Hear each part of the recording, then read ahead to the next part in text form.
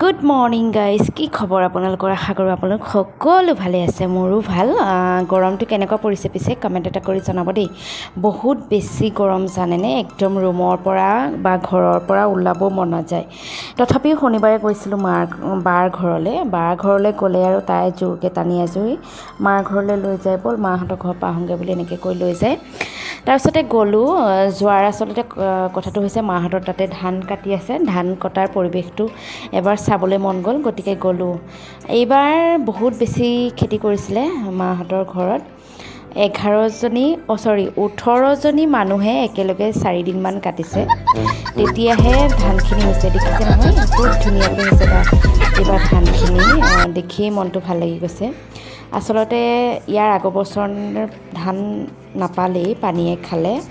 তাৰ আগৰ বছৰটো বানপানী, এইবাৰ বহুত বেছি ভালকৈ হোৱাৰ বাবে ঘৰৰ মানুহকেইটা মনটো বহুত বেছি ভাল। আচলতে গাঁৱৰ পৰিৱেশটো এনেকুৱাই, বছৰৰ ধানকেইটা যেতিয়া ভঁৰালত গোটাই ল'ব, মাহঁতৰ বছৰটোলৈ আৰু চিন্তা নোহোৱাকৈ ভাতকেইটা খাই থাকিব পাৰে। আচলতে খেতি নকৰিলেও কিনি খাব পাৰে, কিন্তু কিনি খোৱাটো ডাঙৰ কথা নহয়। নিজৰ খেতিৰ ধানকেইটাৰ নিচিনা ভাতকেইটা হ'ব নোৱাৰে আচলতে।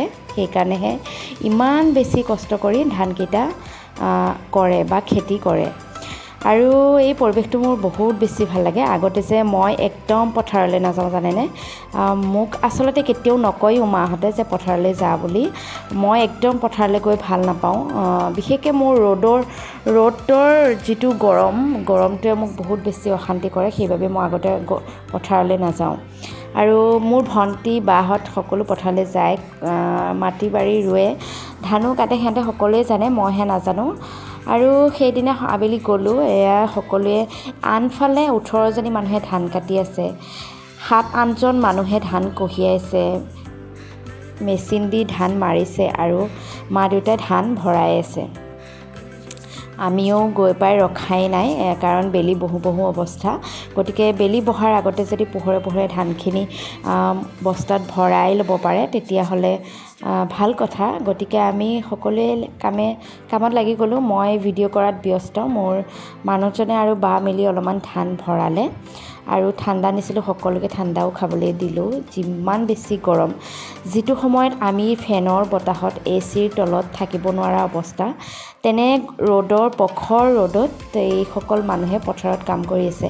মা দেউতা আচলতে পথাৰলৈ নগ'লেও হয়, বহুত বেছি মানুহ আমাৰ কামত লগাই দিয়ে। কিন্তু কৰি থকাৰ যে অভ্যাস এটা আছে, সেইবাবে মা দেউতা নোযোৱাকৈ একদমেই থাকিব নোৱাৰে। যিমান যি হাজাৰ কষ্ট হ'লেও মা দেউতা পথাৰত সকলো মানুহৰ লগত এনেদৰেই লাগি থাকে দিনৰে দিনটো। আৰু ৰাতি আহি একদম অৱস্থা বেয়া হৈ যায় দুয়োজনৰ। তথাপিও নেৰে। আমি বহুত কওঁ যে পথাৰলৈ নাযাব, কিন্তু নামানে। আৰু আমি দুজনে অকণমান কিবাকিবি কথা পাতি আছিলোঁ।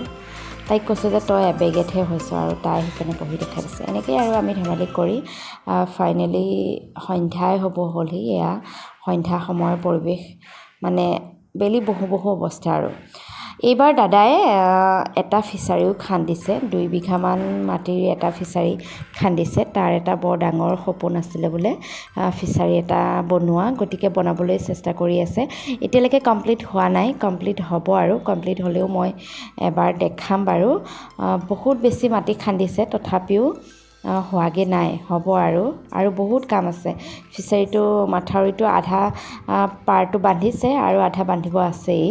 আৰু খান্দিও আচলতে হোৱাগৈ নাই, হ'ব। আৰু এয়া হৈছে আমাৰ ঘৰৰ অন্যতম সদস্য দেই। আমি যলৈকে যাওঁ এই কুকুৰটো গৈয়ে থাকে আৰু লগে। তাৰপিছতে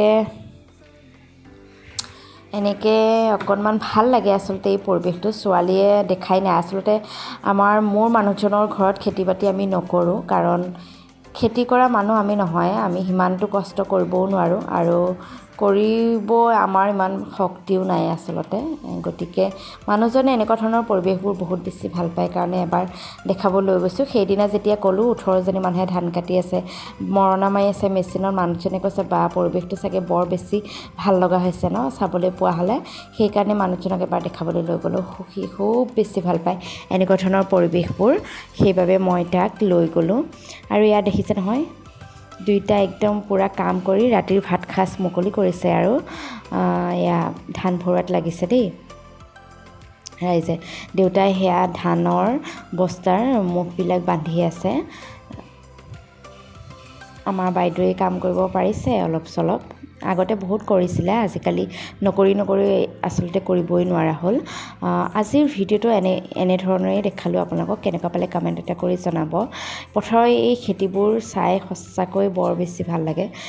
মাহঁতে কৈছিলে যে আহিবি বুলি জনা হয় ভাত ইয়াতে থৈ দিলোঁ হয়, পথাৰত ভাত কেইটামান খাই যে ইমান বেছি ভাল লাগে জানেনে।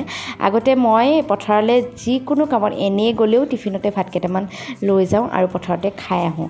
এই পথাৰৰ ভাত খোৱা আমেজটো আকৌ বহুত বেছি সুকীয়া। যিসকলে খায় তেওঁলোকে বুজি পায়।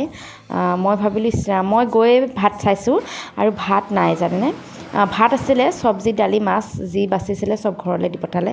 যিহেতু খোৱা মানুহ নাই আৰু পথাৰতে থাকিলে গৰমত বেয়া হ'ব বুলি ঘৰলৈ দি পঠালে। আৰু আজিৰ ভিডিঅ'টো ইমানেই। ভিডিঅ'টো চাই কেনেকুৱা পালে কমেণ্ট এটা কৰি জনাব। তাৰপিছতে আজি আহিছোঁ।